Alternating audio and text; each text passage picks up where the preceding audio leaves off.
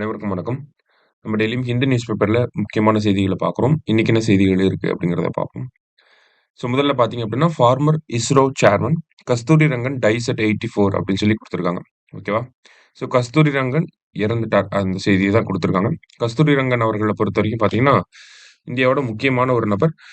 ஆ இஸ்ரோவோட 5வது தலைவராக இருந்திருப்பார். சரிங்களா? இஸ்ரோவோட 5வது தலைவராக இருந்திருப்பார். 5த் சேர்மேன் ஆஃப் இஸ்ரோ 1994ல இருந்து 2003 வரைக்கும் இவரு தான் இருந்திருப்பார். சரிங்களா? இவரு காலகட்டத்தில தான் நமக்கு ஜிஎஸ்எல்வி அப்படிங்கிற லான்ச் வெஹிக்கிள், பிஎஸ்எல்வி அப்படிங்கிற லான்ச் வெஹிக்கிள், ஓசன்சாட், கார்ட்டோசாட், இன்சாட் இந்த மாதிரியான சேட்டலைட்ஸ், ஐஆர்எஸ் சேட்டலைட் இந்த மாரி பல சேட்டலைட்ஸ் இவரு பீரியட்ல தான் வந்திருக்கும்.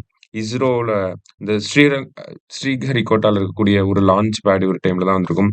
அதே மாரி முக்கியமா சந்திராயன் 1 திட்டத்துக்கான அறிவிப்பு 2003ல இவரு இருக்கிறப்ப தான் வந்திருக்கும். சரிங்களா? இந்த மாரி பல முக்கியமான விஷயங்கள் இஸ்ரோ சேர்பர்சனா இருந்தப்ப இவரு பண்ணியிருப்பாரு. அதன் பிறகு பார்த்தீங்கன்னா, ராஜ்யசபா மெம்பரா இருந்திருப்பாரு. அதுக்கப்புறமா பார்த்தீங்கன்னா, இந்திய அரசாங்கம் இவரு பேர்ல இவரு பேர்ல பார்த்தீங்கன்னா, ஒரு கமிட்டி போட்டிருப்பாங்க. Kasturirangan committee on Western Ghats அப்படின்னு சொல்லுவாங்க. சரியா? மேற்கு தொடர்ச்சி மலைகள பத்தி இவரு ஸ்டடி பண்ணியிருப்பாரு. இவருக்கு முன்னாடி மாதவ் கட்கில் அப்படிங்கிறவரு ஸ்டடி பண்ணியிருப்பார். சரிங்களா? அவரோட ரிப்போர்ட்ட எந்த ஸ்டேட் கவர்ன்மென்ட்டும் அக்செப்ட் பண்ணிக்கல. அதனால மத்திய அரசாங்கம் என்ன பண்ணியிருப்பாங்கன்னா, கஸ்தூரி ரங்கன் அவர்கள் தலைமையில ஒரு கமிட்டி போட்டிருப்பாங்க. To study Western Ghats. சரிங்களா? வெஸ்டர்ன் காட்ஸ பத்தி ஸ்டடி பண்றதுக்காக கஸ்தூரி ரங்கன் தலைமையில ஒரு கமிட்டி போட்டிருப்பாங்க.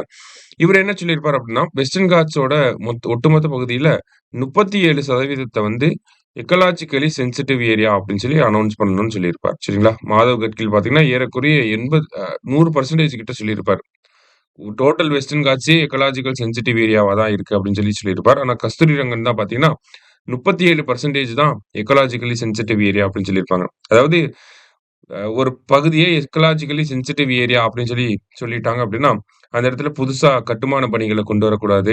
ஆல்ரெடி இருக்கக்கூடிய கட்டுமான பணிகளுக்கு நம்ம அப்கிரேடேஷன் எதுவும் பண்ணக்கூடாது. ஹைட்ரோ எலக்ட்ரிக் பிளான்ட்ஸ்லாம் கொண்டு வரக்கூடாது. லிமிட்டட் டூரிசம் ஆக்டிவிட்டீஸ் தான் இருக்கணும். இந்த மாரி நெறைய ரெகுலேஷன்ஸ்லாம் இருக்கும். சரிங்களா?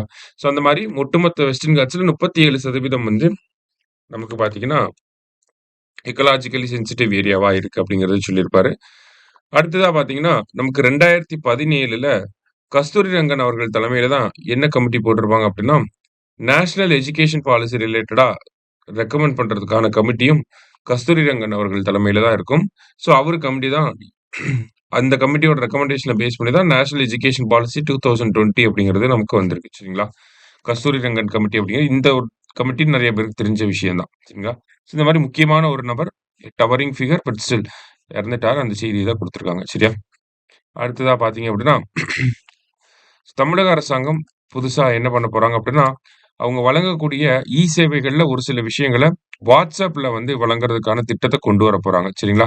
அதான் state government to offer 50 citizen services through WhatsApp அப்படின்னு குடுத்துருக்காங்க. எக்ஸாம்பிள்க்கு இந்த பில் பேமெண்ட் பண்றது, லைக் என்னென்ன சர்வீசஸ் அப்படிங்கிறது இன்னும் அனவுன்ஸ் பண்ணல. பட் ஸ்டில் என்ன மாதிரிலாம் இருக்கலாம் அப்படின்னு பார்த்தீங்கன்னா, இந்த கரண்ட் பில் கட்டுறது இந்த மாரியான விஷயங்கள்லாம் WhatsApp சர்வீசஸா கூட கொண்டு வரதுக்கு வாய்ப்புகள் இருக்கு அப்படிங்கிறது தான் சொல்லியிருக்காங்க. சரியா? அந்த ஒரு அனவுன்ஸ்மென்ட் ஐடி மினிஸ்ட்ரியிலேருந்து வந்துச்சு. அது மட்டும் தான் இங்க குடுத்துருக்காங்க. சரியா? அடுத்ததா பார்த்தீங்க அப்படின்னா, இந்த இடத்துல ஒரு நியூட்ரிஷன் ரிலேட்டடான ஒரு ஆர்டிகள். இதுல நமக்கு எக்ஸாம் பாயிண்ட் ஆஃப் வியூல என்ன தேவைங்கிறத மட்டும் தெரிஞ்சுப்போம்.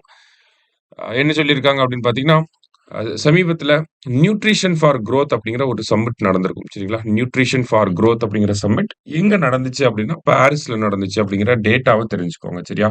நியூட்ரிஷன் ஃபார் குரோத் அப்படிங்கிற சம்மிட் எங்க நடந்துச்சுன்னா, பாரிஸ்ல நடந்திருக்கும். அதே மாரி 2016ஆம் ஆண்டு ஓகேங்களா?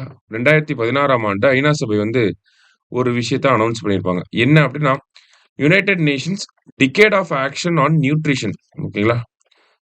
நியூட்ரிஷன மால் நியூட்ரிஷன அட்ரஸ் பண்ணணும் அப்படிங்கிறதுக்காக, decade of action on nutrition அப்படிங்கிறத அனவுன்ஸ் பண்ணியிருப்பாங்க. டிகேட் அப்படின்னா 10 வருஷம். அப்ப 2016லிருந்து 2025 வரைக்கும் decade of action on nutrition. ஓகேவா? இத கேட்கலாம்.